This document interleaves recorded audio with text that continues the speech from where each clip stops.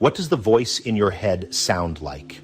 Is it a relentless critic, picking apart your every decision, or a worrier, anticipating worst-case scenarios? Maybe it feels like a combative planner ready to defend against imagined attacks.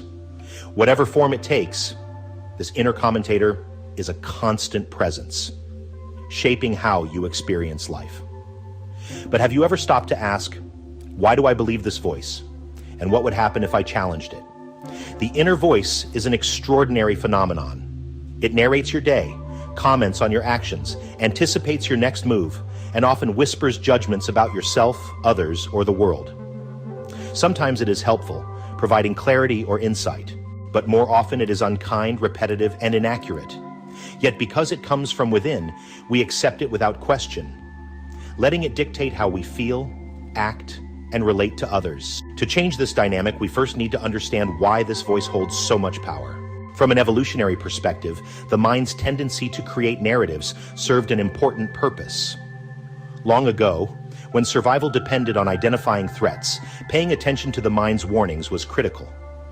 If a thought suggested avoiding a certain area due to potential danger, ignoring it could have fatal consequences. Over time, humans became wired to treat thoughts as reality. In modern life, however, this mechanism is often more harmful than helpful. The voice in your head might say, "You will embarrass yourself in that meeting," or "They are probably judging you right now." These thoughts feel urgent and true, triggering stress or self-doubt, even when there is no evidence to support them. Cognitive psychology refers to this as cognitive distortion, when our thoughts exaggerate, misinterpret, or catastrophize reality. Our brain's negativity bias adds fuel to this fire. Negative thoughts and emotions carry more weight than positive ones because they once helped us survive. Today, this bias makes us dwell on mistakes, anticipate rejection, or magnify problems. The result is a running commentary that often leans toward the critical and fearful. The inner narrative is not random. It reflects the beliefs, values, and fears we carry, many of which were shaped in childhood. A harsh inner critic often mirrors the voice of authority figures from the past, such as parents, teachers, or peers who may have been overly critical. Similarly, an anxious or overly cautious inner voice might stem from experiences where safety or stability felt uncertain. The voice in your head also reveals what you prioritize. For instance, someone who fears failure may notice their inner dialogue revolves around perfectionism or avoiding mistakes. Someone who craves connection might find their thoughts obsessing over how they are perceived by others. By paying attention to the patterns in your inner narrative, you gain insight into what drives you. While this can be uncomfortable, it is also empowering. Awareness is the first step toward change. Recognizing the inner voice for what it is, a story rather than an objective truth, opens the door to transformation. The goal is not to silence the voice entirely, but to reshape it into one that is constructive and compassionate. Here are some practical ways to do this. Create distance between you and the voice. Mindfulness is a powerful tool for observing your thoughts without being consumed by them. Instead of identifying with the voice, imagine it as background noise, like a radio playing in another room. When a negative thought arises, label it. That is my mind being critical. Or, that is my mind predicting disaster again.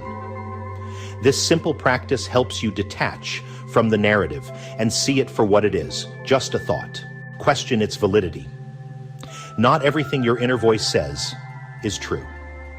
Challenge your thoughts by asking, is this thought based on evidence or is it an assumption? Am I jumping to conclusions or exaggerating the situation? What would I tell a friend who had this same thought? Often, you will find that the thought does not hold up under scrutiny. Reframe negative narratives. When you catch your inner voice being overly harsh or pessimistic, try reframing the thought. For instance, I am so bad at this becomes, I am learning and it is okay to make mistakes. Or everyone will think I am incompetent becomes, I am doing my best and that is enough. Reframing does not mean ignoring challenges. It is about seeing them in a way that empowers rather than paralyzes you. Practice self-compassion. The inner critic thrives on harshness, but it wilts in the face of kindness. When the voice in your head turns cruel, imagine speaking to yourself as you would to a friend. Instead of berating yourself, offer words of encouragement. For example, I know this is hard, but you are doing the best you can, and that is enough. Rewrite your story. Be intentional about the stories you tell yourself. Are they narratives of failure or resilience?